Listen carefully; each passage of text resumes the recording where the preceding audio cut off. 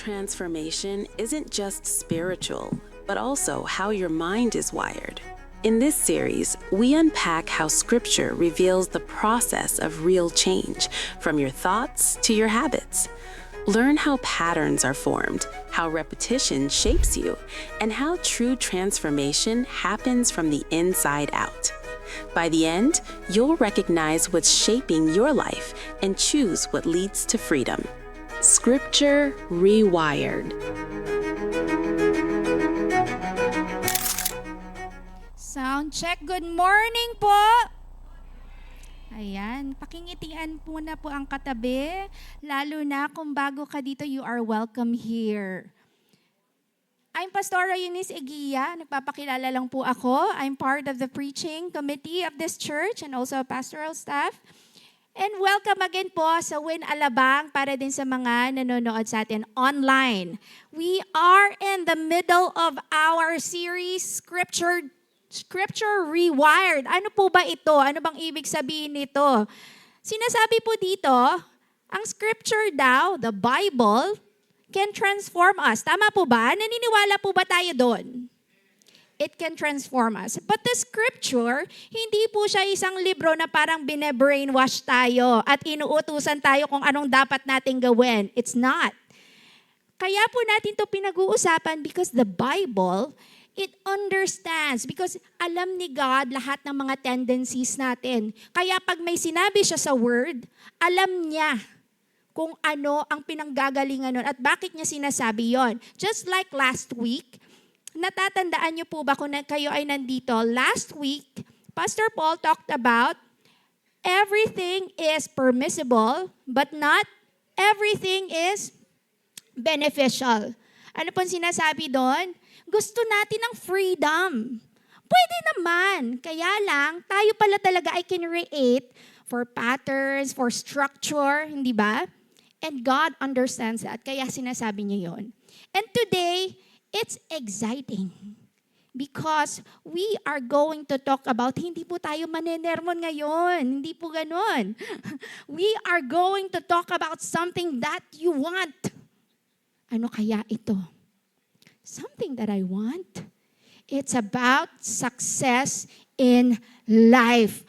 Kung sino po ang gusto nito, pwede po bang makarinig na malakas na amen? Grabe.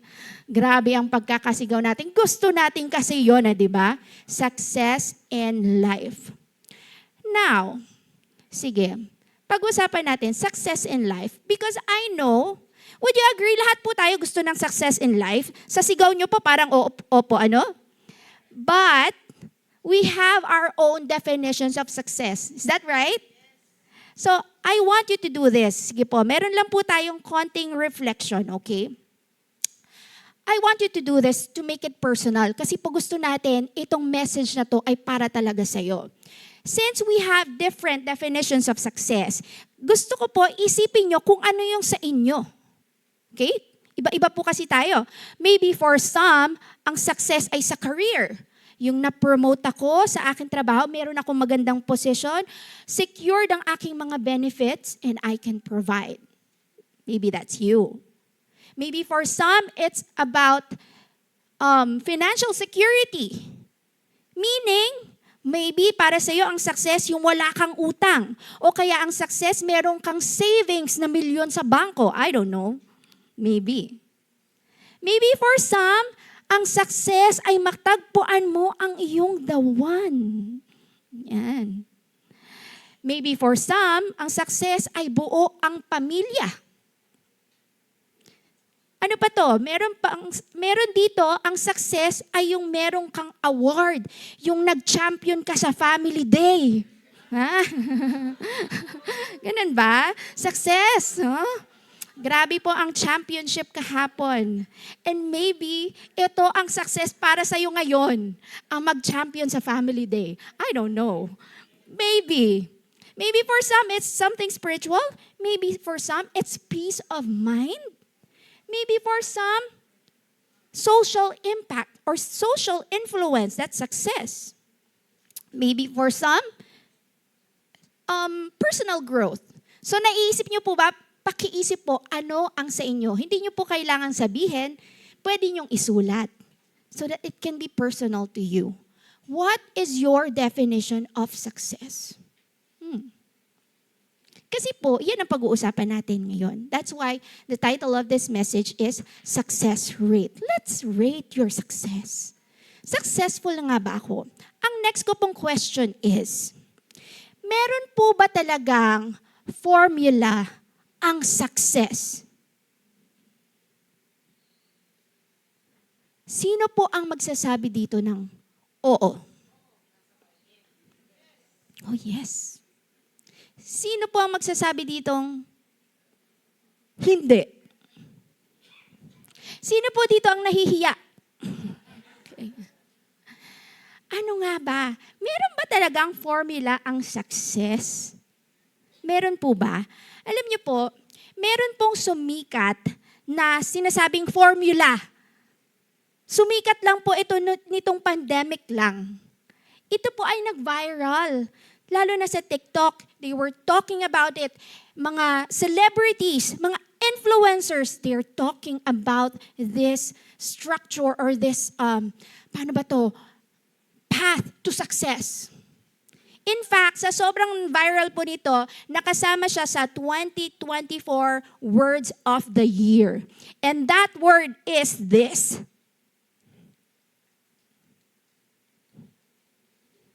Hindi po yan. 41 years. Hindi po yan yon. That word is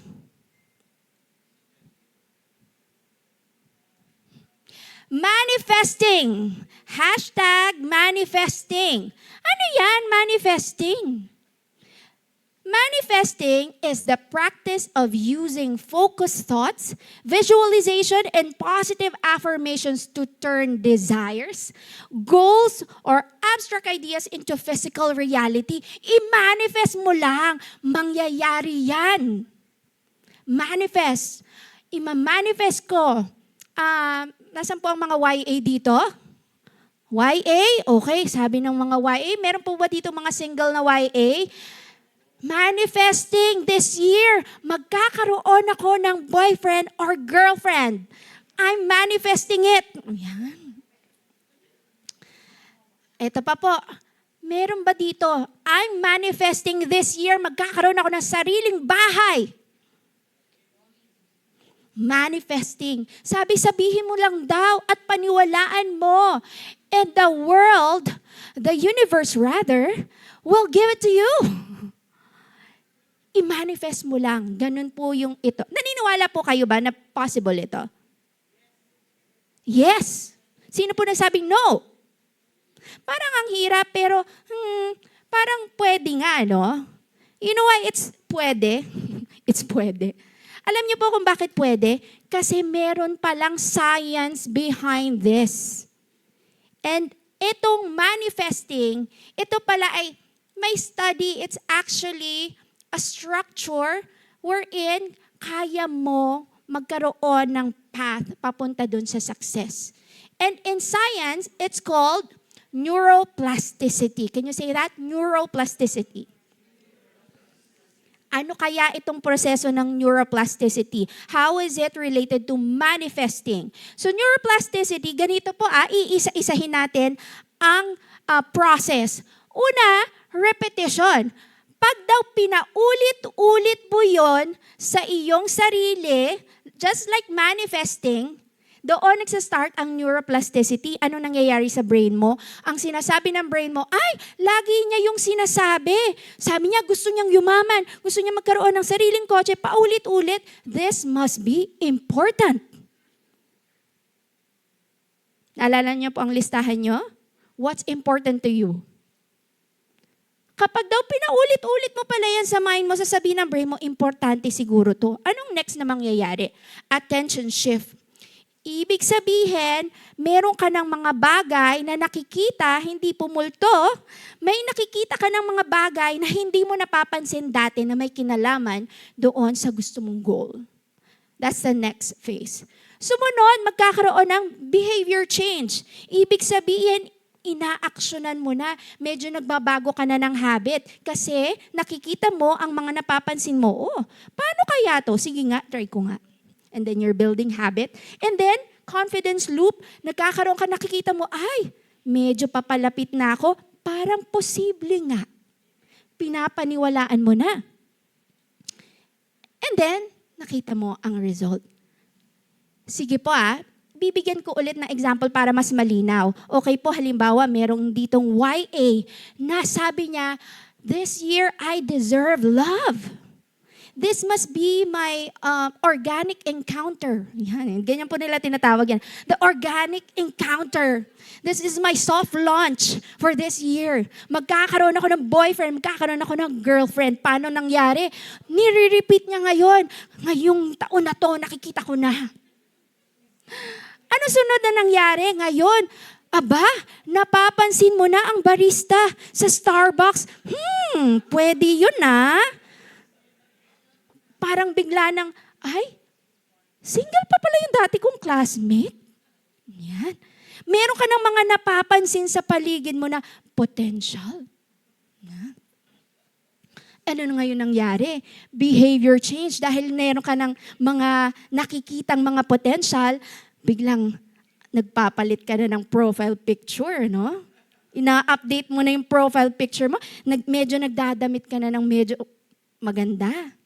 Tapos pag may nagyaya sa'yo, parang nagyayas ka na, dati naman homebody ka lang. Yan. Nagkakaroon na ng behavior change. Nag-gets niyo po yung proseso? And then, confidence loop, parang posible nga, no? April pa lang, pero meron akong organic encounter. Yan. Parang posible, baka end of this year, magki-Christmas ako na merong jowa. Diba? Oh, ay, may mga, ano pala dito, may mga bata pa kayo, ha? Okay. O, ibahin na naman natin yung example. Masyadong na-excite O halimbawa, puntahan po natin, this year, magkakaroon ako ng sariling bahay. I'm manifesting. Magkakaroon ako ng sariling bahay. Ano nangyari? Attention shift. Yung algorithm mo ngayon lumalabas, house for sale. Huh? No? Dami. Napapa-research ka ngayon. Paano kaya mag-invest? Yan. And then behavior change. Ano naman yung itsura ng behavior change? Medyo nag-iipon ka na ngayon kasi may nakita ka ng mga prospect. Nag-iipon ka na, nagsastart ka ng mag-ipon. And then, confidence loop, meron ka ng confidence, I think kaya ko, kung magtitipid lang ako, mag-OMAD muna ako, 1 meal a day. Kaya ko yata to And then makikita mo na, uy, papalapit na ako, nakakaipon na ako ng pang down payment. Ay, minanifest ko lang, mangyayari na. You get what I mean by this? It's science. Yun po yung nangyayari sa brain. Now, merong problema sa brain. Ito lang po ang problema. Ang brain, hindi niya tinatag kung ano ang tama at mali. Ang tinatag niya lang, yung lagi mong iniisip. Okay? Parang ganito po bigyan ko kayo ng illustration. Saan po kayo dadaan? Sa kaliwa or sa kanan? Sa kanan.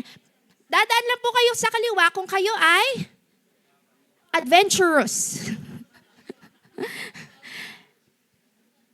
Sa kanan. Bakit po? Maluwag, malinis. Marami na siguro dumaan dito, siguro safe. Siguro ito yung daan. Kasi ito yung malinaw na daan, Siguro ito yung tamang daan. Yun po yung nangyayari sa brain. Ito, hindi ito masyado niyang iniisip. Palabo na yan ng palabo. Ito lagi niyang iniisip. Ito nga yung daanan ko lagi. Pero hindi natin alam kung anong nasa dulo niyan. We don't know. Pero ang brain natin sinasabi, lagi niya itong iniisip. Dito nga ako lagi dadaan. Lumilinaw ngayon, parang ganyan po yun, Lumilinaw ngayon yan sa utak mo. Ito yun. Kasi ito yung pinaniniwalaan niya. Ito yung lagi niyang sinasabi. Dito yan dadaan. You get it? Yun po ang nangyayari. But that's the problem. Kasi yung gusto mong i-manifest, hindi natin alam kung tama o mali. That's a problem. That's why this passage is so powerful. Handa na po ba kayo? It's just one scripture, one powerful scripture. Isa lang pong verse ito. One verse only. Okay? And this verse is Joshua 1:8. This book of the law shall not depart from your mouth, but you shall meditate on it day and night. Kailangan nga po pala sabay-sabay as tradition. Sabay-sabay po natin basahin. Joshua 1:8.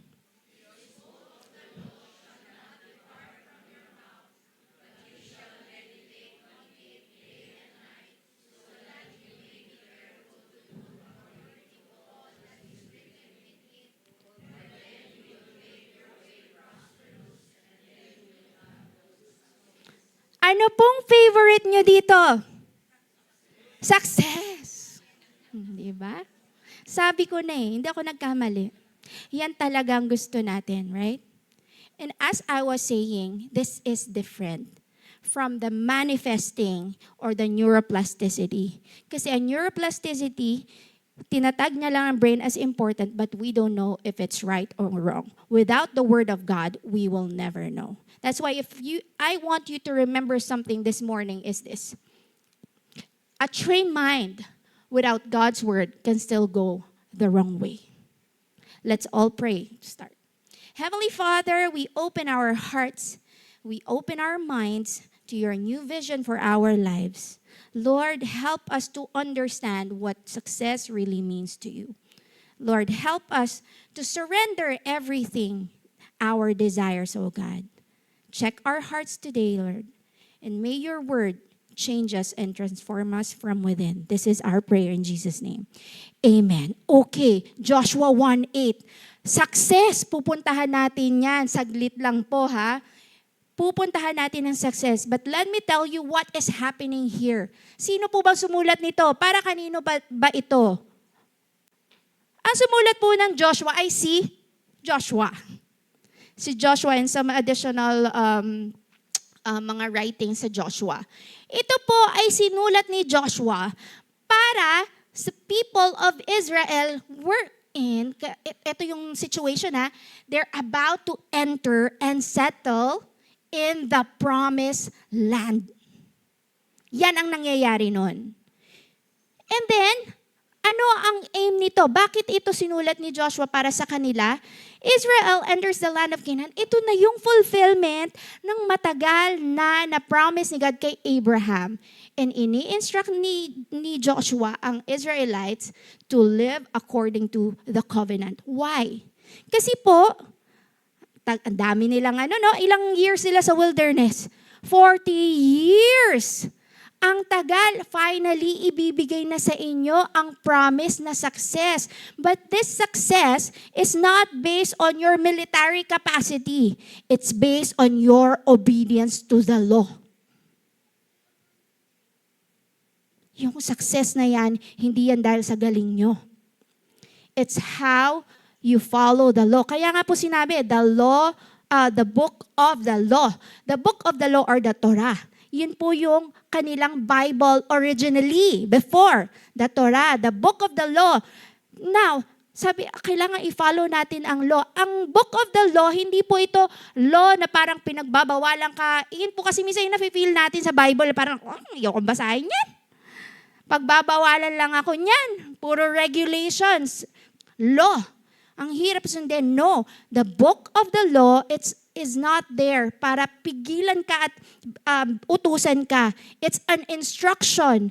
It's for navigation. Kumbaga, yan ang mapa mo sa buhay. Right? And that is the book of the law. Ang sinasabi po dito, ayan.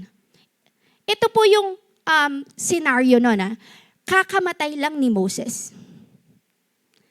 And then ipinapasa niya na yung leadership kay Joshua. And God is replacing the physical leadership of Moses into the book of the law. Ito yung iniiwanan na sa kanila, sa Israelites. And now Joshua is instructing the people of Israel to follow this law. Tampo natin Joshua 1:8. This book of the law shall not depart from your mouth. Hindi niyo po ba naisip, bakit mouth? Hindi ba dapat sa heart? Depart from your heart? Bakit sa mouth? Bakit? So kailangan pala ay sasabihin. Memory verse. Ganun, no? Ano pong context? Ano ba nangyayari nito? Dati po kasi, merong literacy problem. And wala pa naman tayong silang mga Bible na tigi-tigisa. Katulad natin, we can have all translations. Before, ang leader ay magbabasa at babasahin niya out loud sa mga tao ang Torah. Why? Kasi po, in repetition, tumatatak sa isip nila. Ano yun sa neuroplasticity? Repetition. Step 1. Step 1, ito para, simula. Kailangan daw ulit-ulitin para marinig. Kailangan po ba tayo ay paramihan ng memory verse dito? That's not what it means. Ibig sabihin lang, kailangan daw ulit-ulitin mo ang salita ng Diyos. Why? Kasi kapag ang in-apply mo is the manifesting, you repeat kung ano ang gusto mo ang tatatak sa isip mo. Ang sinasabi dito, ulitin mo ng ulitin ang gusto ni God para yun ang tumatak sa isip mo. Amen? Not what you want, but what God wants. Ulit-ulitin mo. Don't let it depart from your mouth. When you read the Bible, hindi po ito yung, magsasalita ka lang the whole time. Ibig sabihin po nito, ini-incorporate mo. Ito po ang pinanggalingan po nito, ha. Si God, He was talking to Joshua. But this command came from the Deuteronomy 6, ang sinasabi doon. Sabihin mo yan when you sit, when you stand, when you lie down. Nakatayo. Ibig sabihin, part ng buhay mo. Pag po tayo nagbasa sa umaga, okay, Genesis 1:1. Nasa Genesis 1:1 pa rin, ano? Okay. Thank you, Lord. Okay. Go on with your day. Naiisip niyo ba si Genesis 1:1 all throughout your day? That's what it means to repeat it. Kasi ang tinatrain natin is not what we want, but what God wants. Next. This book of the law shall not depart from your mouth, but you shall meditate on it day and night. Now when we say day and night, hindi po yun na umaga, gabi. This is an idiomatic expression of Israel. Hindi po siya ibig sabihin 24/7, hindi rin po yun. Ibig sabihin, kasama yan sa lifestyle mo. Meditate. When you think, when you hear the word meditate, ano pong pumapasok sa isip nyo? Okay. Ganito po bang boses? Ano i-imagine nyo? Pag nagme-meditate, empty your minds. Ganun po ba? Kaya po maganda pinag-aaralan natin anong ibig sabihin nito. Ang meditate po sa atin parang ganito no? Meditate. Empty your mind. Do you know what's surprising? Ang meditate pala sa Bible, dito particularly sa Joshua 1:8, it's translated literally as a lion growling while holding the prey. Anong ibig sabihin nun? Nag-growl siya. Anong sinasabi niya sa mga nasa paligid niya? I will hold on to this and I will not let go. Hindi ko bibitawan to at walang makakaagaw nito. Meditate on the Word of God day and night. Huwag mong bitawan ang salita ng Diyos hanggat hindi ka binabago. Diba? Huwag mong bitawan. Meditate on it day and night. That's what it means to meditate. Tayo po ba?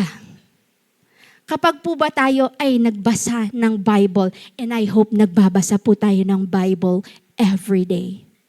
We are asking God for His word. Manifesting will tell you na paulit-ulitin mo ang gusto mong mangyari. Huwag mong bibitawan. Ang sinasabi ng Bible, ito ang gusto ni God sa buhay mo. Sabi sa Bible, huwag mong bibitawan. Hawak mo ang Bible. Ayos mo ba? Hawak mo ang Huwag mong bibitawan. Ibig sabihin yan, paulit-ulitin mo at hanggat hindi ka nagbabago kung ano nabasa mo dyan. Forgiveness ba? Huwag mong bibitawang hanggat hindi ka nagpapatawad. Ano sinasabi sa'yo sa Bible? Sabi, mahalin mo asawa. Huwag mong bibitawan niya hanggat hindi mo minamahal ang asawa mo katulad ng pagmamahal niya sa church. That's what it means. Hindi po ito paramihan ng memory verse. Pwedeng 10 alam mong scripture, memorize mo, pero kahit isa, wala kang nai-apply. Pero pwedeng isa lang. Day and night, okay lang. 1 linggo, 1 taon, 1 verse lang. Hanggat hindi ka nagbabago, wag mong bitawan. That's what it means to meditate on the word day and night. Do you get it? Okay, this book of the law shall not depart from your mouth, but you shall meditate on it day and night so that you may be careful to do according to all that is written. Yun po ang kaibahan pag manifesting. Ang manifesting kasi, ang sinasabi lang is, isipin mo lang ng isipin, mangyayari yan. This is the difference. Because the word of God will transform you. The word of God will transform you. Babaguhin ka. Ang galing po, no? Nag-start ng repetition. Ano sumunod? Yung meditation. Nagkakaroon ka na ng ibang isip. Nakikita mo na ang mga bagay na kailangan mo palang baguhin sa sarili mo. And then, it brings you into action. Nagkakaroon ng behavioral change. You see the science behind it. Ang galing ni Lord. Kilalang kilala niya tayo. So that you may be careful to do according to, paki-emphasize po, according to all that is written. Hindi lamang selective. Hindi lamang, Lord, gusto kong yumaman. Pakita mo sa akin ang mga verses tungkol sa pagyaman. According to all that is written. Manifesting will train your mind para gawin ang mga bagay na gusto mo. But Joshua 1:8 says, gagawin mo ang mga bagay na gusto ng Panginoon sa buhay mo. Careful to do. That's word in action. Application. Application. Ina-actionan mo na ngayon, ano? Balikan niyo po yung mga gusto natin, ha?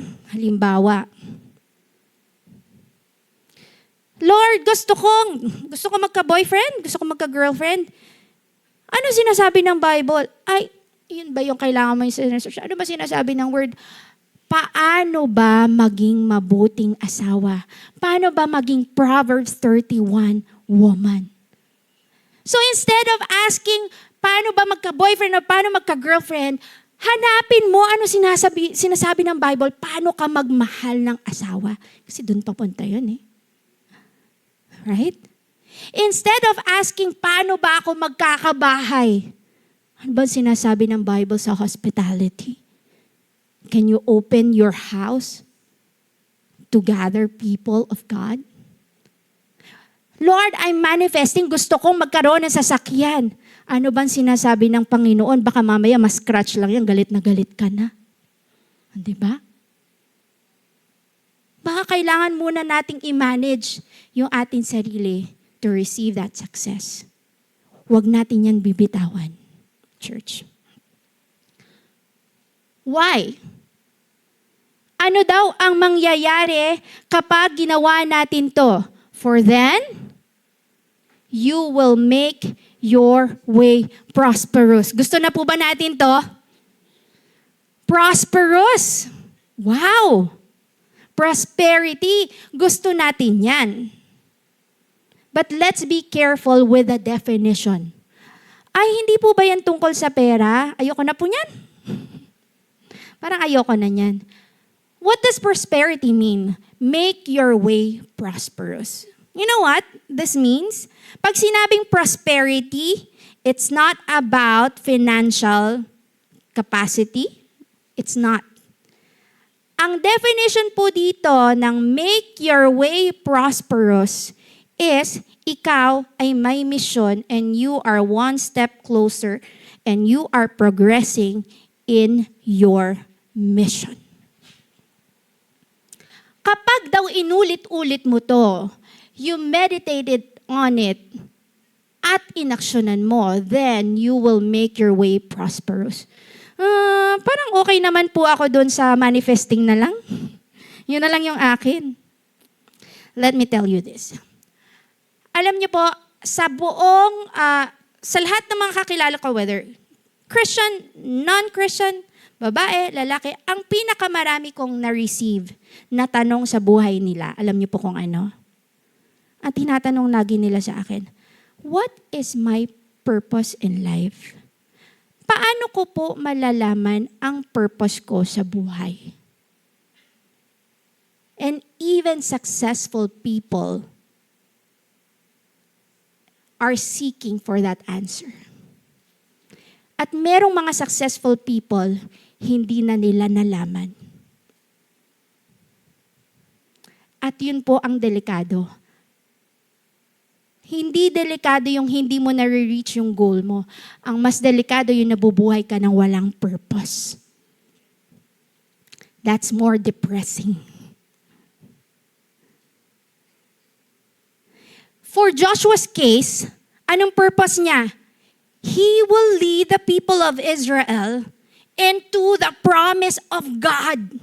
Ang sarap nun, gamitin ka ni God to lead the people para magkaroon ng accomplishment yung pinromise niya para sa mga tao. How about you? Pakicheck nga po ulit yung listahan. Pakicheck nga po yung nilista yung success. How about you? Yung definition mo ng success, ano kaya ang purpose? Yun bang dinidesire mong success ay may kinalaman para makilala ng tao si God? O yung definition mo ng success na niilista ay para sa iyo? What is your purpose? Are you progressing dun sa purpose? I don't know for some, kasi iba-iba rin po tayo. Katulad ng success, iba-iba rin po tayo ng purpose. For some of you, ginagamit ni God yung inyong capacity, financial capacity, to bless, to be a channel of blessing for the people of God. For some of you, yung influence, yung skill, ginagamit ni God para makatulong sa body of Christ. For some of you, ginagamit yung skill mo sa pagsasalita so that you can minister to those who are broken. I don't know. Now, if that is not part of your success, it's so dangerous. It's so dangerous. Ang daming sinirang tao niyan ng success without God. That's why ito yung definition ng success. Make your way prosperous. Anong mangyayari? And then, you will have good success. This is what it means to succeed.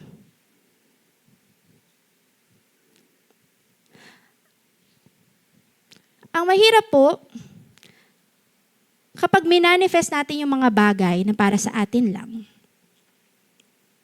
akala natin masaya.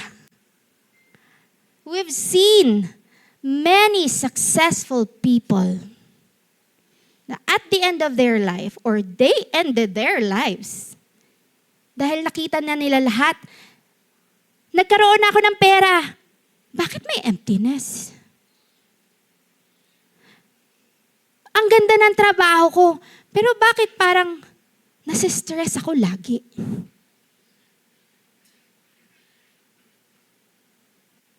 Nakuha ko yung gusto kong relationship, pero parang may mga red flags. That's not success at all. That is a sad life. Success, manifesting, will give you success na may kinalaman sa sarili mo.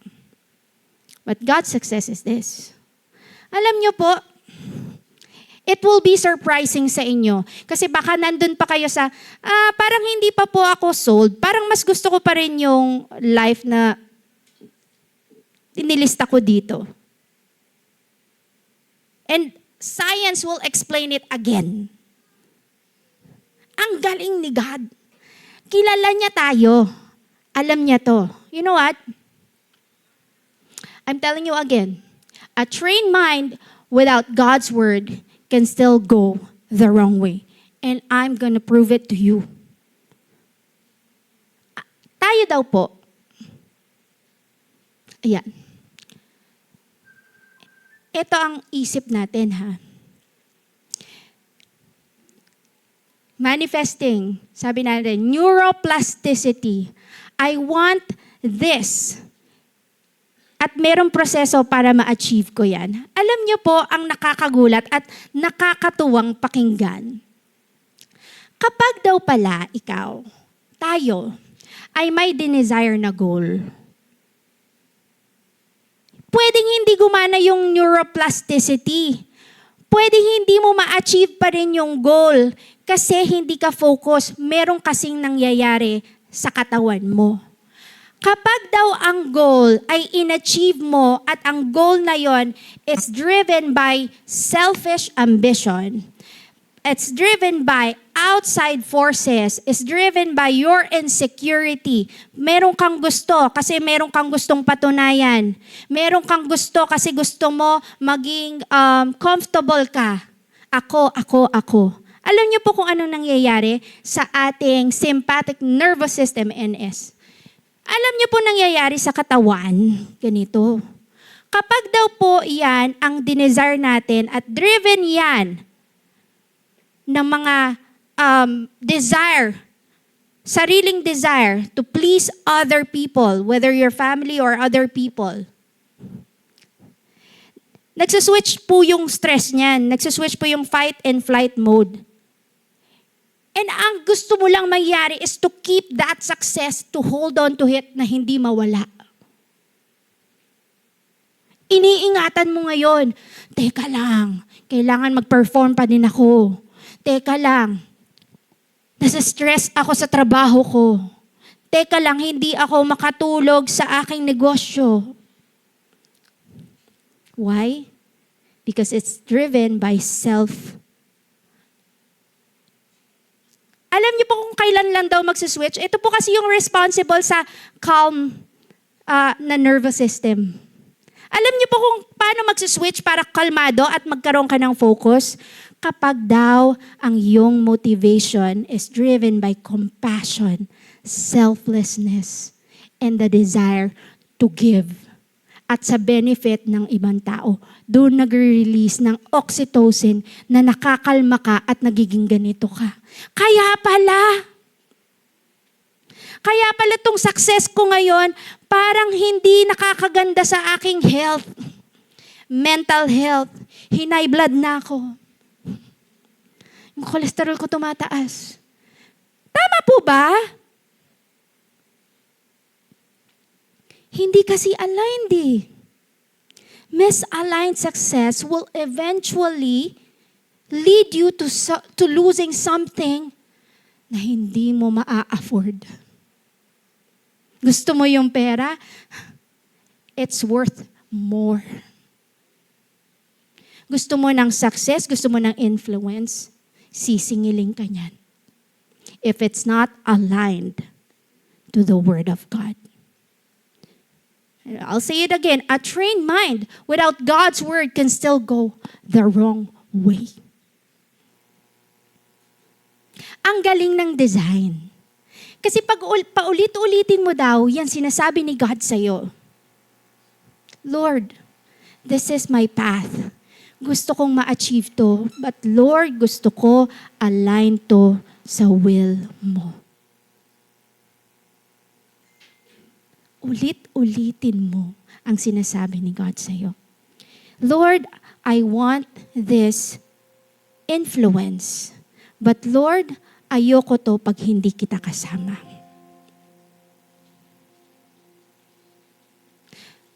Lord, gusto kong maging financially stable. Pero kung gagawin ko to at dadaan ako sa pandaraya, dadaan ako para makuha ko yun at nakakasakit ako ng ibang tao, it's not worth it. What are you desiring? What is success to you? Is it aligned with God? This is not a one-time thing. It's an everyday meditating on the Word if aligned pa tayo sa pinapagawa ni God. And I have experienced it. Marami po akong inabot na success. Gusto ko dati maging singer. Gusto kong maging negosyante. Gusto kong, ang dami. But there's no greater feeling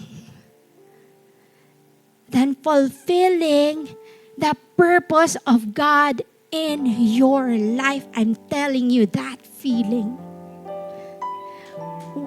Sige po, palakpakan natin, Panginoon. Hindi yun mabibili ng pera. Hindi yung kayang pantayan ng influence. And I know sa mga sumusunod kay God, you are agreeing with me. There's no greater feeling na kasama mo si Lord at nakakatulog ka sa gabi. You are peaceful.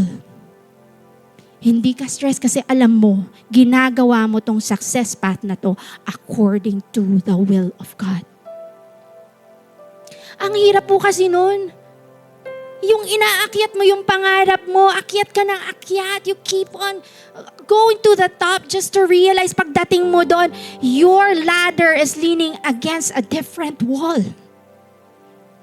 You are praying for doors of opportunity na pag-open mo, unti-unti ka palang nilalayo sa relationship mo with God. And it's causing you something greater than the success itself. And I've seen successful Christians as well. Secondary na lang yung success, but they're doing it for the purpose of God kung saan sila dinala. I don't know your purpose. We each have our own purpose. And we want to be successful. God is not against our success. No. God is against things that can ruin our lives. It's not the success. No, God wants you to succeed. But God wants your success aligned with His will.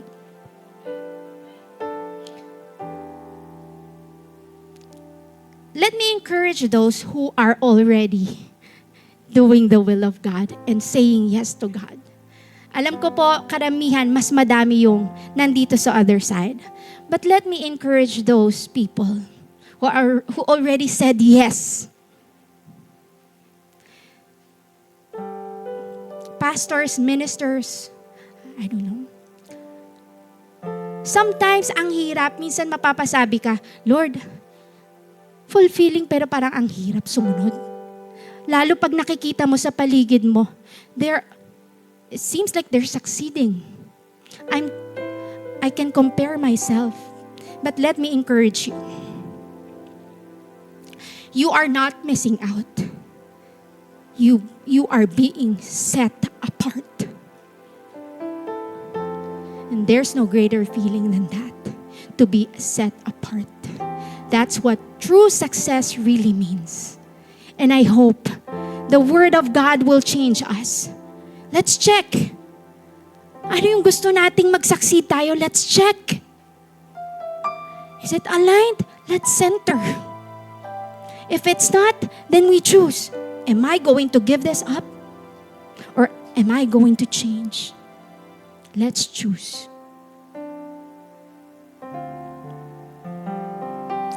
A trained mind without God's word can still go the wrong way. And I hope the word of God will transform us na wala tayong pakialam. Hindi natin hinahawakan yung success as if it's ours. It's not. I hope kaya nating bumitaw anytime. I hope kaya nating mahalin ang salita ng Diyos. Because that's the only way. That's the only way wherein we can be transformed. And I really hope for everyone's success. Pero hindi po yung success na ilalayo ka sa Panginoon. Yung success na makikita mo, you are one step closer into fulfilling the purpose of God in your life. Kung ikaw yung nagtatanong kung ano yung purpose na yun, then maybe today is the day that you talk to God, Lord, I want to surrender my success to you. Can I just pray for everyone? Let's pray. Heavenly Father, just like what we sang a while ago, this is our surrender. May mga bagay kami na hinahawakan sa buhay namin. Today, this is our surrender, O God. This means nothing.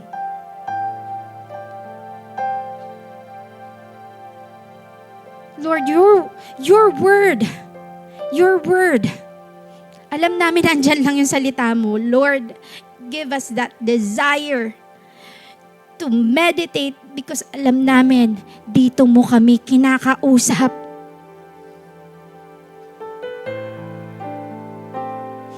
You are not against our success, O God. And I just pray na lahat po na nandito, asking, what is my purpose? Lord, use your word to speak to them, to reveal your vision for their lives, to reveal your purpose so that we can be fulfilled. Use your word, O God, to transform us. Bitawan namin yung mga bagay na ilalayo kami sa iyo. Bitawan namin yung mga bagay na hindi magkakaroon ng peace sa buhay namin, oh God. Use your word so that we can meditate on it day and night, and we will be able to do everything according to what is written in it, so that our way will be prosperous and we will have good success. Good success.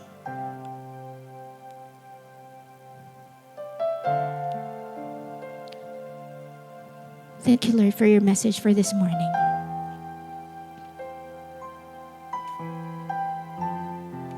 Lahat po ng aming resources, lahat po ng aming relationship, lahat po ng aming accolades, lahat po ng aming success, we offer it back to you, O God. Bless this according to your will. Hallelujah. Be glorified, O God. Be glorified this morning. This is our surrender to you. Be glorified in our lives, O God. And this is our prayer in Jesus' mighty name. Amen. Amen.